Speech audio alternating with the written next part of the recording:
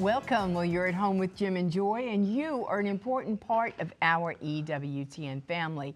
And we are delighted that you have welcomed us into your home. You know that we would love to hear from you. So send us an email with your question or your comment to jimandjoy@ewtn.com. And today we are very happy to have with us Dr. Helen Hoffner. Now, she is a professor at Holy Family University, and she has authored a tremendous book entitled Catholicism Everywhere, From Hail Mary Passes to Cappuccinos. Who knew, right? How the Catholic faith is infused in culture. And this great book is available at ewtnrc.com. And it was very informative just to hear and learn, all the arenas of life in our culture in ways that people, Catholics have been involved, inventing, doing, being their very natural Catholic selves, and how God has used them, their gifts and talents, to make a difference in our culture, but they just happen to be Catholic. And she's got so many areas where this is taking place. The Catholic calendar, healthcare in Catholics, Catholics on the road, Catholics at sea, Catholic education, traveling the skies, Catholic fashion, food fasting, faith, science and Catholicism, and so on. Athletics. She's got about 19 or 20 different areas. And there's so many phrases and things or institutions that you've heard of, and they're associated with Catholicism, with people, or people who've created things, and the Mayo Clinic, and what's that got to do with Catholicism, and so on. So it makes you proud to be Catholic, and it's a wonderful heritage that we have.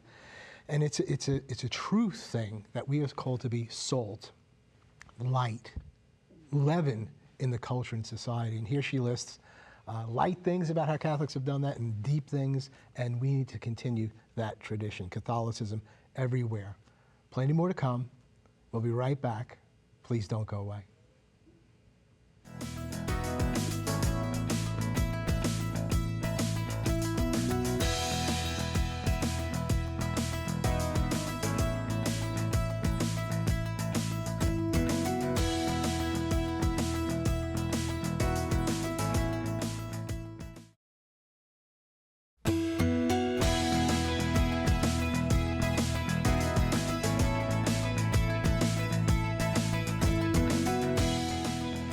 Welcome back. Well, we're so happy to have Dr. Helen Hoffner with us.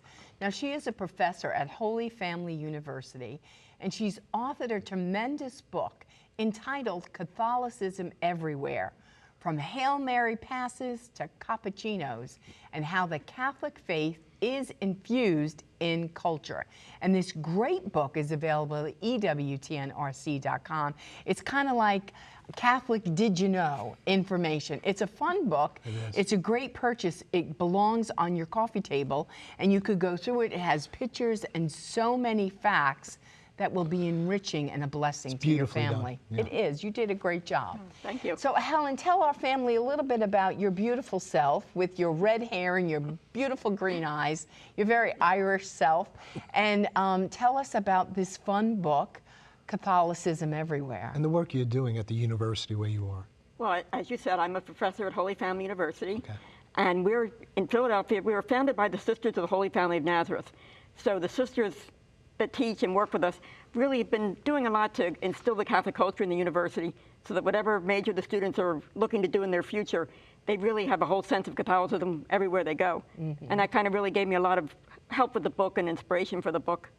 Perfect. So home for you is in Philadelphia. Yes. And so the fun facts about this book, there is Catholicism in our cappuccinos, all the way to Monopoly. So these were all facts and research that you gathered. Tell our family about that. It really started with just noticing some things that I don't think people are aware of in the Catholic faith. Things like, I think the greatest story to me in the book is about the Mayo Clinic. I think we all know the wonderful work Danny Thomas did with St. Jude's Hospital, and that certainly had a Catholic origin. But as I was learning more, the Mayo Clinic, in 1883, there was a tornado in Rochester, Minnesota. And when the disaster happened, the mayor of the town happened to be a man named William Mayo. He was a mayor, but he was also a medical doctor. And he wanted to take care of the people, and he needed somewhere to put them all in one place. biggest house in town was a convent. So he asked Mother Alfred Knows if he could use a convent to treat everyone. And they did, and many of the sisters helped with the health care. And when the crisis was over, the sisters said, well, gee, we got through that, but there's no hospital here. We need something. So Mother Knows went back to Dr. Mayo and said, if you'll help me recruit physicians, the sisters and I will raise money, and the Sisters of St. Francis will fund a hospital. So I think it's something that I don't think most people know. Something as wonderful as the Mayo Clinic was actually started by a group of nuns in a convent. And look at the good it's done for everyone. Right, so beautiful. So that you're pulling from one of your chapters, and I think there's like 19 or 20 chapters, so that's healthcare. Does anything else come to mind under the heading for you that's of significance that we need to know? There's so many things here, but the Mayo Clinic is really profound. And I think in terms of healthcare, it was one of the saints, Giuseppe Bettego, who led to the discovery of insulin. And we know the wonderful things that the saints do in terms of charitable work, but I really was interested in all the scientific work they did also that helped everyone. And you also tell the story about Louis Pasteur, right? Louis Pasteur led to sterilization, the pasteurization and so forth to keep our food safe. And even, it's funny in the book when I do the chapter on foods, beer. So we know different stories about St. Bridget and her poem about a lake of beer. One of the saints, St. Arnold of Soissons, he was brewing beer, and he was credited with really saving lives, because in those days, people used the river for their source of water, and the rivers were polluted, but the beer making process would clean the water. So with St. Arnold giving the beer to the people, it really saved many lives. The Trappist beer, you know, we laugh about, oh, the beer and the Trappists, but actually in those days, it was much cleaner than the river water that they were using. Yeah, and it really, so people would drink the beer, and people didn't die. I mean, because all the pollutants were in the water, and the distilling process really saved people's lives. And there we have great beer, which is so good. So we're kind of in the food category? Okay. So share with us about, you know, cappuccino, how that came about, who's developed that, what's the Catholic connection, and just coffee in general, because I guess that was a point of contention about coffee. Can you just drink coffee every day, or is this a bad thing? So cappuccino, coffee, what's that got to do with Catholics? And I love that from the moment you get up in the morning until the time you go to bed at night, there's a Catholic connection to everything you do. So if you're someone who likes to get up and have your cup of morning coffee, back in the 16th century, many world leaders were against coffee. They thought that it gave too much of a boost. They didn't like that sudden jolt that some people got from caffeine. And they went to the Pope and asked him to ban coffee. And Pope Clement VIII took a sip, liked it, actually issued an edict saying coffee was an acceptable drink for Christians. Yeah. So the world might be different if that had not happened. I know, and you would think that because it is a drug, right? It is caffeine. But what would the world be without our coffee? When we went to Italy, yeah. that was one of the first, we went to Rome, and when we first got there, we just kind of walking around, and we went to a cafe, and they made, what is it, espresso? Espresso. All these little Italian men were out at the bar. If they would have said no to coffee, they say yes to espresso. I mean, it was strong, and it was really, really good. And it was right in the afternoon, and they needed that because they were going to stay up all night and work, you know, so it was a good shot of espresso that they had. And cappuccino is named for the Capuchins. There was a battle, and the Christian forces were fighting the Ottomans, and the Christian forces were victorious. So after they went into the land when the enemy had left, they found all these bags of coffee. And they started making it, but it was extremely strong. So they started adding more milk and things so the coffee would not be as strong. And among the Christian forces, they thought it reminded them of the brown color the Capuchin monks wore. And that's where we got our name of cappuccino. There you go. And when we went to Rome, and I didn't want espresso, and so we were served, and I would say, I would like American coffee. And the waiter would be, Americano, and they would give you cappuccino, right, because it had all the milk, and it was better for my palate and my tummy, which was good. Now tell us about a Hail Mary pass. And that's a fun one. 1975, Roger Staubach was in a very important game. It was a playoff game. And he just wanted to do everything he possibly could for his team to win. And he says, you know, years later, he said, he just wanted to win, and he was praying for them to win, and he threw a pass, and he said a Hail Mary as he threw it, saying, like, let me help the team. And he says, you know, today it could be a Glory Be pass, it could be an Our Father pass, but that moment I happened to say a Hail Mary. It got me in good standing with the Blessed Mother. Right, and even now when we're having commentary, and we're watching football games, and it's dire straits, like this team is no way it's going to win, or they got to throw a 60-yard pass, and then that's your Hail Mary pass. And you're just like, at least in this arena, they're at least saying Hail Mary, and that's where that came from. I did always wonder why they're saying that. Yeah. So it goes back to Roger Staubach, the great quarterback for the Dallas Cowboys. I think he was. Yes. Yeah, that's wonderful. What else in sports comes to mind for you? Because I know you have, on each of these headings, we're just mentioning one, but you got like 10 or 15 different things there. What stands out for you? This one kind of bridges sports and famous sayings. There was a boxer, Max Baer Sr., who was a world champion in boxing, 1934. Fort Jack Dempsey, I remember that. Good. So his son comes along. And I always think it's kind of like nowadays, we have Tiger Woods playing golf, and all the reporters come out when Tiger Woods' son plays. And we've got LeBron James, and now his son's going to be one of the Lakers. So back in the 30s, Max Baer Sr., he's a world champion boxer. His son goes into a boxing match, and all the reporters come out to see, is he going to be as good as his dad? And his son got beaten terribly, just horrible, and he lost. The reporters come to see him, and a reporter says, like, how about that opponent of yours? Is he really good? Does your opponent hit hard? And Max Baer Jr. said, is the Pope Catholic? Look at me, of course he hits hard. And that's where we got our expression of, is the Pope Catholic? Who knew? Wow. And what I think is really fun about him, so Max Baer Jr., obviously boxing was not going to be his career. Right. He wound up being an actor, and he's most famous for playing Jethro Bodine on the 1960s show, The Beverly Hillbillies. Oh my gosh. So I think it's fun to think that Jethro gave us that expression of, it's the Pope Catholic. There you go. You mentioned LeBron James, very renowned basketball player. He's in your book. Why is he included in that? Because he did a lot, well, he's done a lot for Catholic education in many ways. But when he was a high school student, even back then, he was just exceptional at basketball. And it got to the point where people knew about it, and instead of having the high school basketball games at the typical high school gym where people would, they wound up having it in the stadium of the city. He was from Akron, Ohio, and they had to rent out sports stadiums. And then it got to the point where ESPN was paying his Catholic high school for the rights to broadcast high school basketball games. So as a high school student, he had the good fortune of really helping his high school in a tremendous way, that they were getting that income from ESPN. Yeah.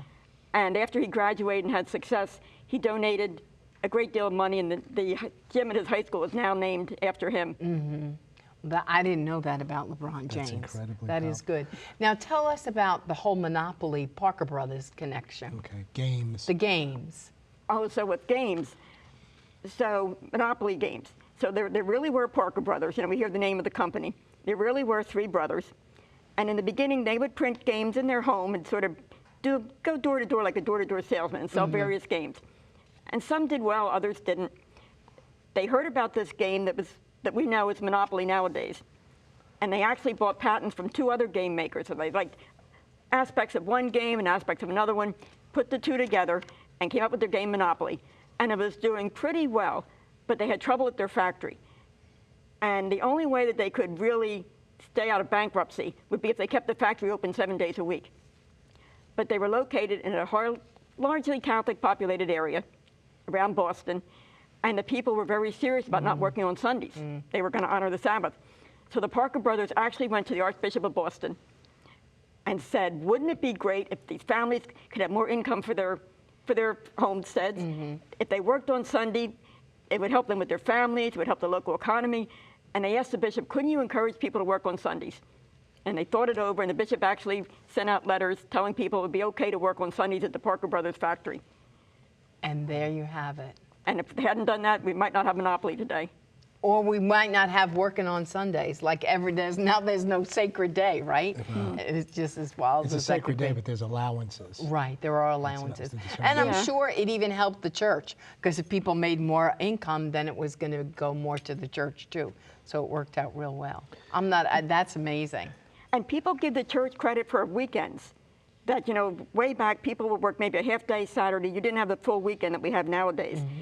And Benjamin Franklin, and people have heard ever had an expression called Saint Monday, that when people worked full day Saturday and only had Sunday off, they said sometimes people would maybe party too much on a Sunday and not feel well Monday, and they would say, I'm taking a Saint Monday holiday. A Saint Monday.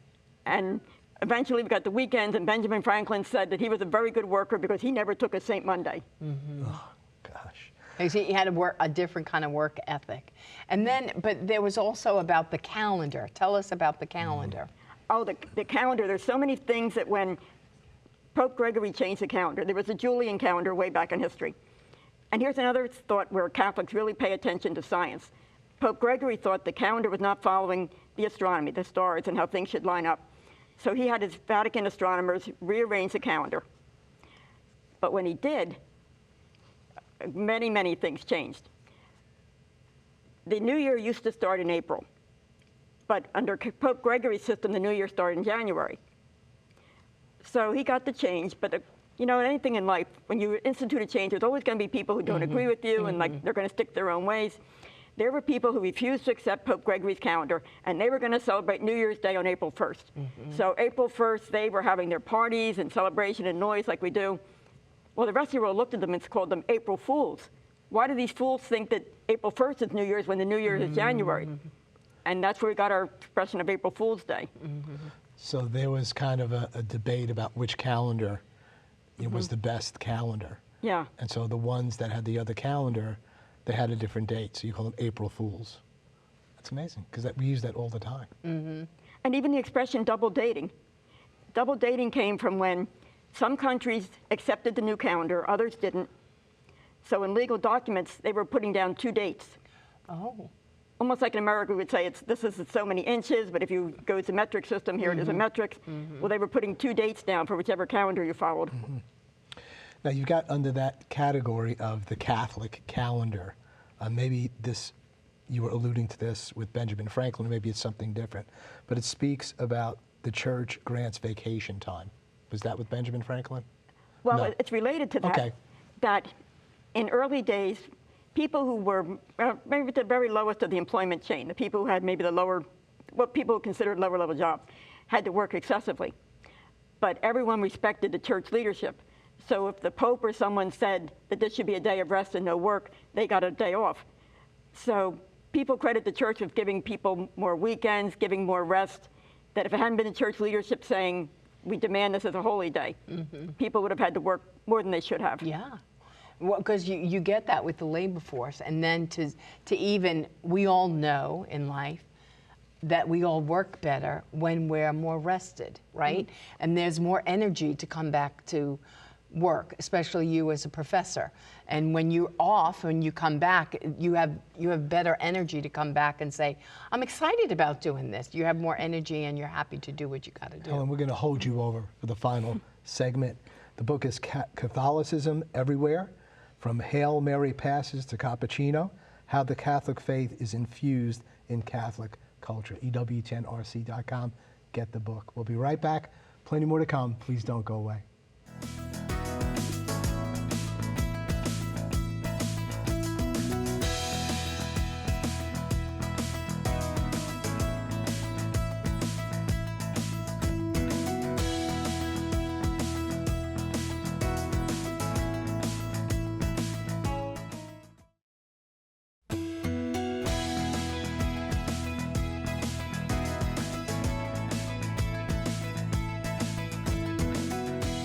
Welcome back. Well, I hope you are learning so much about your Catholic faith and all of the beautiful knowledge that Dr. Helen Hoffner has inside of her.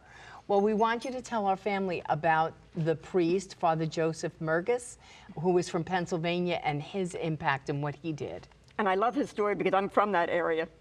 So everyone basically gives Marconi credit for developing radio. And history books will say Marconi developed radio, which is true. Marconi had an early part of it.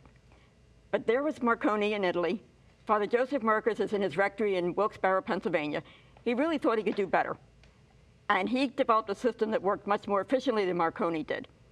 And he got 17 patents for his work.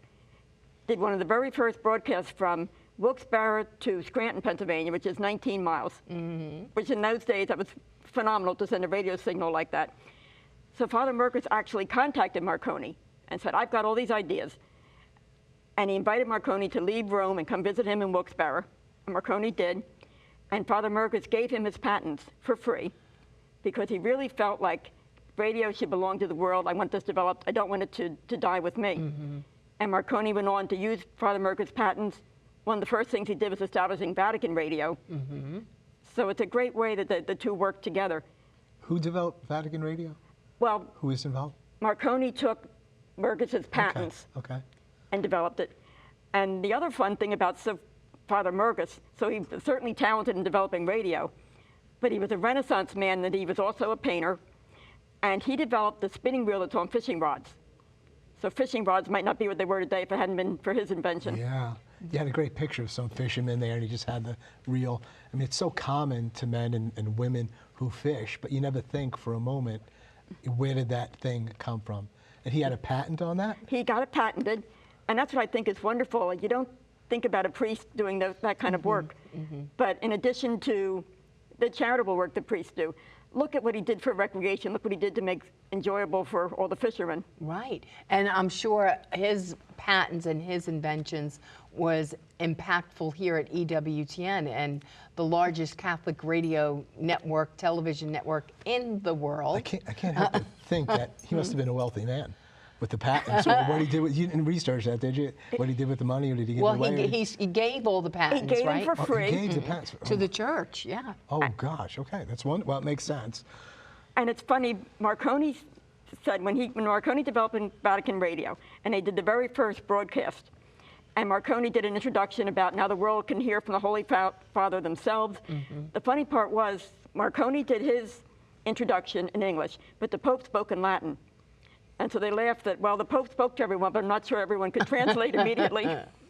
That's amazing. But meanwhile, we were going from Wilkes-Barre to Scranton in rapid time.